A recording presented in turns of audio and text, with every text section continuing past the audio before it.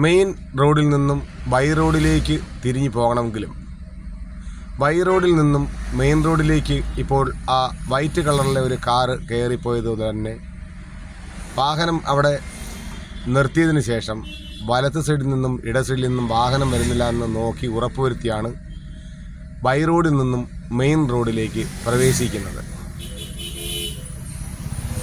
വലിയ വേഗത്തിലായിരിക്കും മെയിൻ റോഡിൽ വാഹനങ്ങൾ വന്നുകൊണ്ടിരിക്കുന്നത്.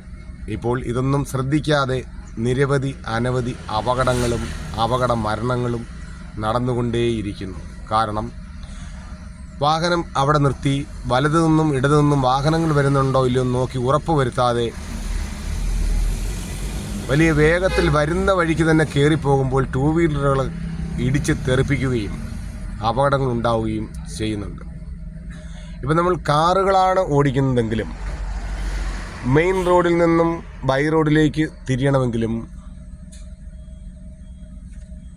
ആ കാറ് കയറിപ്പോയതുപോലെ നിന്ന് വാഹനം വരുന്നില്ലെന്ന് ഉറപ്പ് വരുത്തിയാണ് കയറിപ്പോണത്. ആവശ്യത്തിനുള്ള ഇൻഡിക്കേറ്ററൊക്കെ കൊടുത്ത്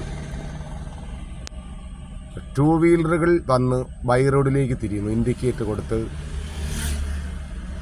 അപ്പം ആ രീതിയിൽ ശ്രദ്ധാപൂർവം വാഹനം ഓടിച്ചു പോയാൽ അപകടങ്ങൾ ഉണ്ടാകത്തില്ല.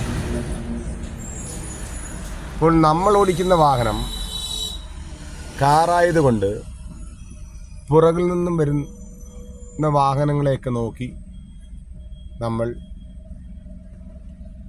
നമ്മളുടെ വാഹനത്തിൻ്റെ ഫസ്റ്റ് ഗിയറിലേക്ക് കൊടുത്ത് വാഹനം ലെഫ്റ്റ് സൈഡിലേക്കുള്ള ഇൻഡിക്കേറ്റർ കൊടുത്ത്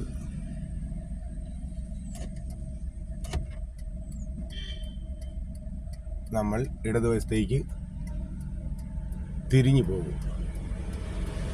അപ്പോൾ പോകാം. പയ്യോ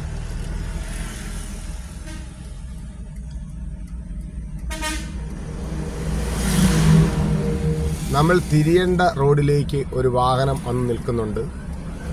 ആ നിൽക്കുന്ന കാറിൻ്റെ ഇടതുവശത്തു കൂടി വേണം നമ്മൾ തിരിഞ്ഞ് പോകാൻ.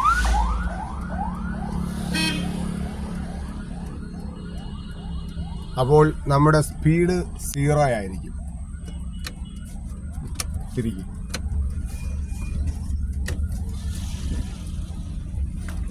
തിരിച്ച് ആക്സിലറേറ്റർ ഉപയോഗിച്ചോളൂ.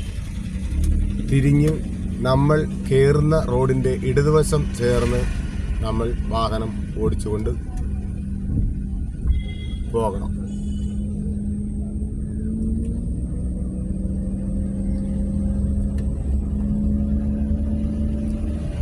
സ്പീഡ് ഒരല്പം കൂടി 20 കിലോമീറ്റർ വേഗതയിൽ എത്തിയെങ്കിൽ നമ്മൾ ആക്സിലറേറ്ററിൽ നിന്ന് കാല് ഉയർത്തിയിട്ട് ക്ലച്ച് ചവിട്ടി സെക്കൻഡ് ഗിയറിലേക്ക് മാറ്റി. അങ്ങനെയാണ് മെയിൻ റോഡിൽ നിന്നും ബൈ റോഡുകളിലേക്ക് അപകടം കൂടാതെ പ്രവേശിക്കേണ്ടത്.